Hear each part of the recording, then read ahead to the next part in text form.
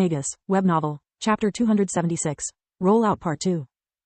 Lith signaled to those behind him to stop, scanning the place with life vision.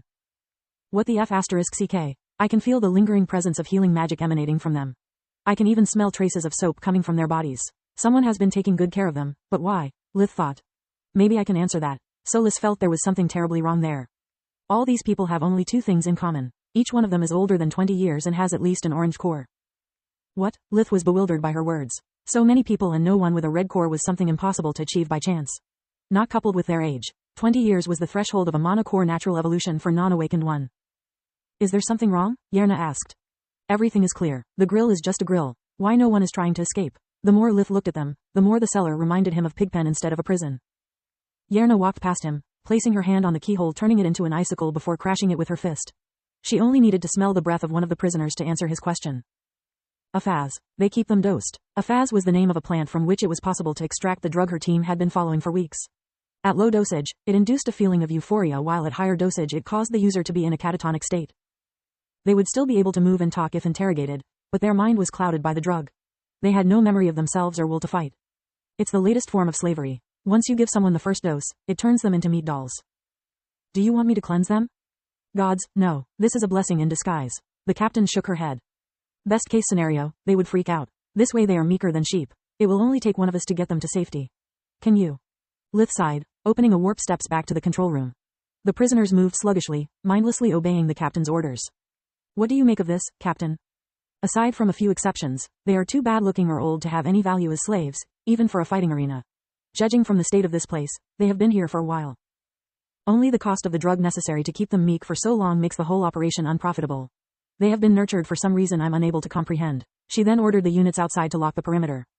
While Lith and the captain were moving the prisoners, a couple of members of the unit performed a quick search of the cellar. They discovered a few small crates containing packets of drugs ready to be sold and several big crates. The latter contained luxury furniture ready to be shipped. What the heck? Ren was flabbergasted. One of these things is worth more than iron in a year. Seems we arrived just in time. Kron had a brooding face. Those people were the last batch of whatever they are doing. The ringleader has packed their stuff and is ready to leave. Sweeping the first and the second floor took them less than a couple of minutes. With Red telling them where and how many their targets were, it was like shooting fishes in a barrel.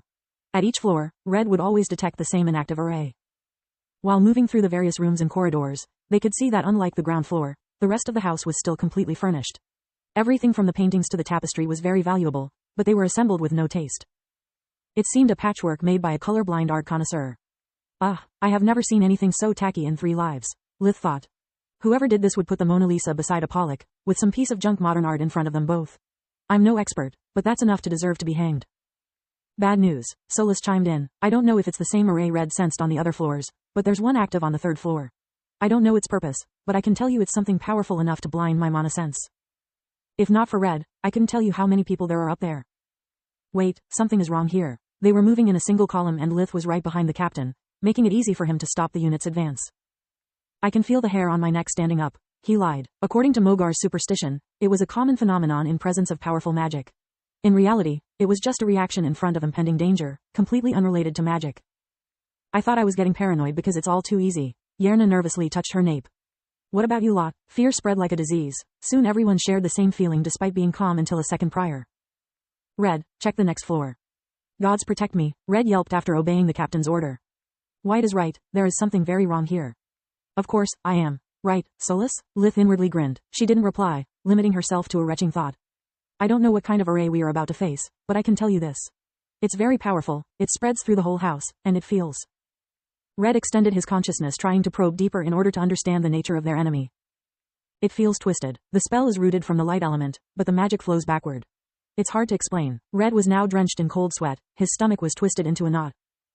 Are you sure there's only one person left in the house? Captain Yerna could feel the tension rising. Her instinct was telling her to walk away. Besides us? Positive. Red nodded. It's right in the middle of the last floor. Hasn't moved since I cast the spell. An array this powerful could make our numbers irrelevant. The hostages are safe. There is no reason to walk into a potential trap. Let's get out and wait for the reinforcements to arrive. This is above our pay grade. The Mage Association can deal with this much better than us. They walked back along the silence corridor they had created, quickly reaching the ground floor again. A blinding light erupted from under their feet. Red and Lith both understood what was happening. The former had studied hard to master such spell, the latter had already fallen for it once.